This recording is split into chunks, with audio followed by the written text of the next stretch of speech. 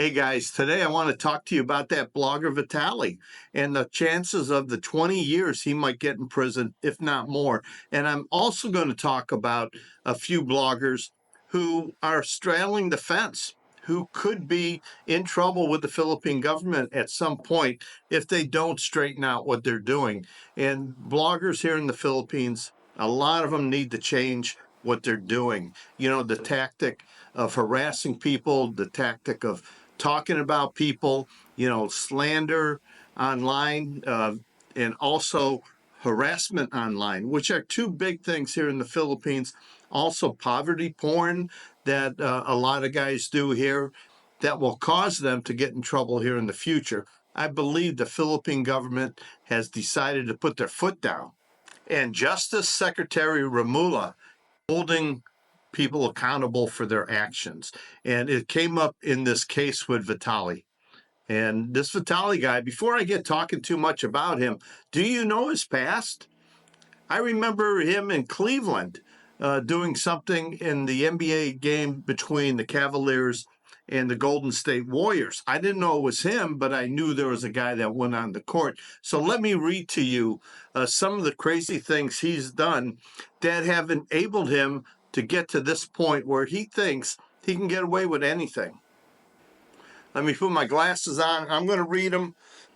Back in June 2012, he was arrested for a prank involving a fake bomb threat. He was charged, and then the charges were dropped. And in July 2014 in Brazil, he ran onto the field of a 2014 FIMA World Cup final with the words "natural born prankster" painted on his chest. He was briefly jailed and released.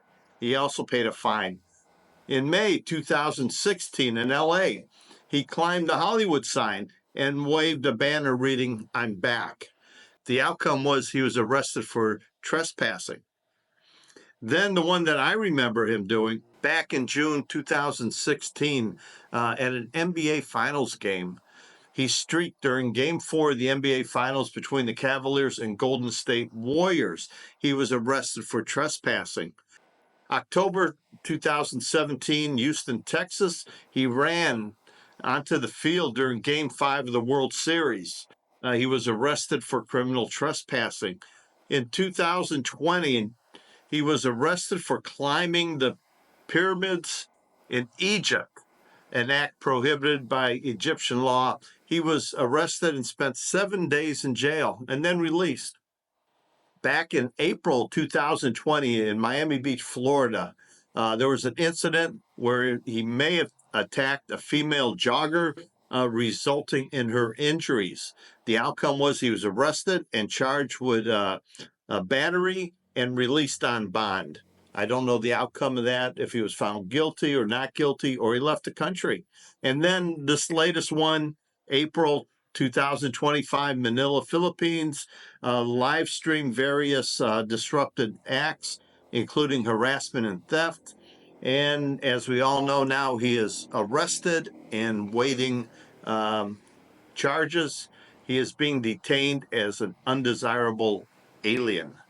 Well, this guy's got quite the history, and because he was always enabled, all these times he was arrested, and there were many more because he's been to so many countries doing these prankster type videos or harassment videos, that he thinks he's entitled. You know, what's the worst thing going to happen to him? He's going to get arrested, he's going to pay a fine, and he's going to get released.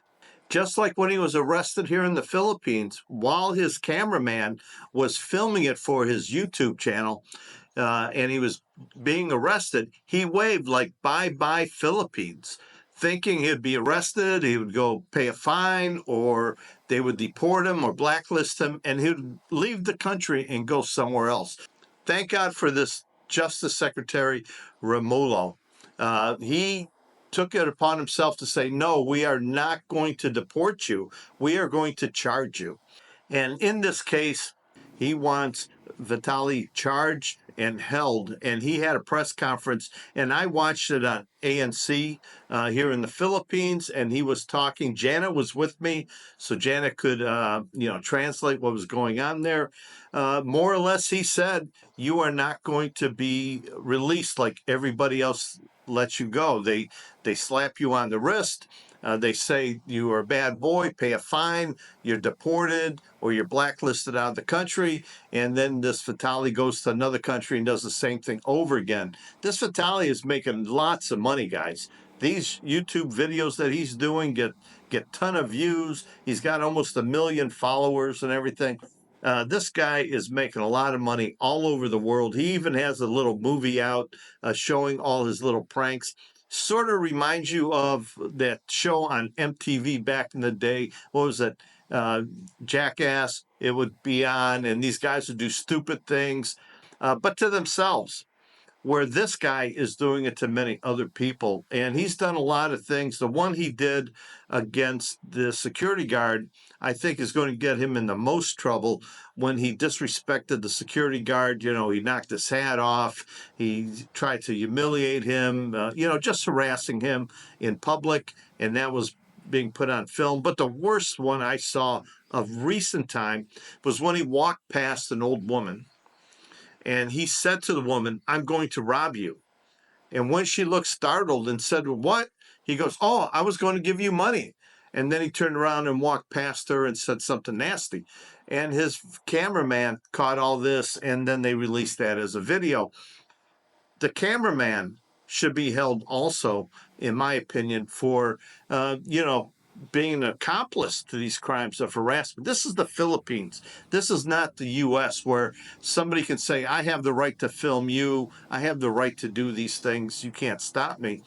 And everybody's sort of scared. And it's not worth the time in America to fight it. We just brush it off and go on our way. And you can see with all these arrests that he had in the U.S. that it was always a slap on the wrist. He was out of jail the next day or a couple days later, and he could leave the country and go do other things. But he came to the Philippines. He picked the wrong people to pick on. And I believe the Philippines is getting tired of foreigners, digital nomads, not the ones that come here and film travel videos and show you Iloilo and Cebu and, just mind their own business and do their own blogging. But the ones that are starting to do what I find disgusting here, they start doing poverty porn. They start doing things where they're walking behind a girl and making bad remarks about that girl just because she's in front of their camera lens. They're talking into the mic. The girl can't hear it, but they're really disrespecting that Filipina girl. And they're also talking to students. And a lot of times these guys are talking to students who are way too young. They're in high school, or maybe they're just young kids, and they offer them cigarettes. They offer them an e-cigarette to smoke. They offer them money to sit and be on camera, and they make fun of them for being poor. A lot of this stuff is going to come back to bite them in the behind here in the Philippines, because once somebody reports it, and that's what's going to happen. Nobody's been reporting these instances too often. I think people are going to start reporting it. And when a Filipino starts reporting it, that somebody harassed me and it's on a YouTube video, or it's on TikTok, or it's on any kind of social media, if it's on Facebook, the authorities now are going to step up and say, hey, we're going to start keeping you in jail, especially if you're on a tourist visa here and you're just a visitor in the country. You're a guest of the country. You can't come here and take advantage of the economics of the country and make money harassing the citizens of the Philippine country. You can't make money pulling pranks on people who don't understand the pranks. You think it's funny. The audience that they're catering to thinks it's funny, but the people who it happens to don't find that it's funny. And this is going to come down to bite this guy. And now, if you've seen this guy, I got a few pictures that I'm showing of this guy. He's a buff guy. And now he's going to go to jail. And during this press conference that the secretary had, he said you're going to be in jail maybe 2 to 3 years before your case comes up.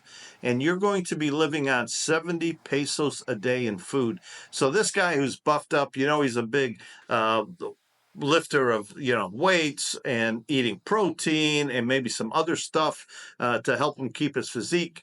He's going to lose that because he's not going to get 5, 6, 7, 8, 10 chicken breasts a day, a couple ribeye steaks a day. He's not going to get that. He's going to be lucky to get one egg. He's going to be lucky to have more than a fish head.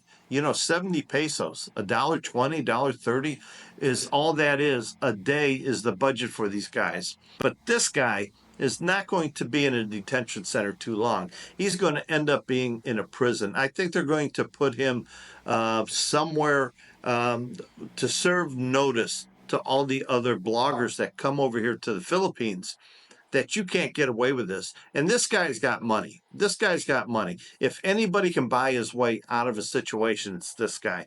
He can do that. And I think he's done it in the past. I don't know for certain. All this is speculation on my part. I know nothing of the guy other than what I've read and that one incident in Cleveland that I remember him being involved in. But he is in deep shit. The trouble he's in could add up to 20 plus years in prison. And I'm sure he's not going to spend 20 plus years in prison, but you never know with the Philippine government. You never know when they're going to decide you're the one we're going to use to teach everybody a lesson. You're the guy who's going to be the example. Now, there's other YouTubers here who do things that I call bad. And I sat down and had lunch with an attorney yesterday. And the reason I called him to have lunch with him, I wanted to ask him a couple questions. And I wanted to ask him about cyber libel and harassment because I notice a lot of people on YouTube, other YouTubers, other American YouTubers, and also European YouTubers are harassing other YouTubers. And they're also lying about certain things. They're making up things. And, that is not right. That is cyber libel when you're making up stories about somebody, spreading bad rumors about someone. But that lawyer told me cyber libel, even if it's true, you're not allowed to make a video, a public post to embarrass somebody. It's the embarrassing aspects of what you're saying that get you in trouble. And you can win a case of cyber libel. You can win a judgment against somebody, but it's going to be so hard to collect money. The collection here in the Philippines is hard. If you win a lawsuit against somebody, even if they have money in the bank, they have money on their person, you can't collect unless they want to give it to you, more or less. The only thing you can really attach ever is property. And then again, that takes years upon years, and the expense to you is going to be probably more than the amount of money you would collect. The one thing he told me, though, was you can file harassment charges against somebody. If somebody is saying things about you over and over again, it becomes harassment. And this could be every time you walk into the local coffee shop and one guy always harasses you. They stand there and they yell at you and harass you day in and day out. Or if it's just once a month they harass you, that's harassment. And if you can get a pattern of harassment, you can file charges. And that can lead to a criminal case, not just a civil case. So there's aspects of that, but I see a lot of guys out here and girls doing YouTube, and they're taking advantage of the situation that they're a foreigner and the Filipinas and Filipinos are poor. They don't have money, and maybe you can give them a couple thousand pesos and they will sit there and answer some of your silly questions. And maybe you can walk through a group of students, college kids, college boys, college girls, maybe a dating couple walking by, and say and do something on your live stream or your video that doesn't show them in good light. And if they see that, they could turn that over to the authorities and get you in trouble. So, guys, blog what you want, but leave the Philippine people alone. And you have to be careful as you're a person here in the Philippines. Say you're in Hypermart or you're in Robinson Mall, and all of a sudden you get into a shouting match with a Filipino. and you say some bad words, you use the F word, and you say some discouraging remarks to them, and they video that. There's cameras everywhere, and they turn that over to the court. You can get into big trouble over things like that. Everybody has a phone nowadays. Everything is video uh, by somebody. If you have a motorcycle accident, if you fall down in the street, chances are someone's going to take a video of it. And you see it all over the world now. No matter what somebody does, somebody has a video of it. So you have to be careful of you getting into arguments, getting angry and upset in the mall or one of the grocery stores like a Hypermart or a Robinson grocery store or in a Lee's Plaza. You have to be careful of what you say, and you have to control your temper. You don't want to give anybody the chance to come after you. Now, the type of videos where I see that are out there that I really don't like and I don't understand them, I can see people watching them. They're called prank videos, shock videos, close to being total harassment videos. And when you're in Asia, that could be a big deal. Now, this guy, he's going to go to jail for a little while. I don't know how long. He has a lot of money. He'll probably get out of this. You know what I always say about Philippines? Money can buy you out of a lot of problems, but I think he's going to be spending some time there. A lot of people who said they've been in jail in the Philippines have told me how bad it is. And these are just local jails where they spent 2 days because of drunkenness or for some domestic problem.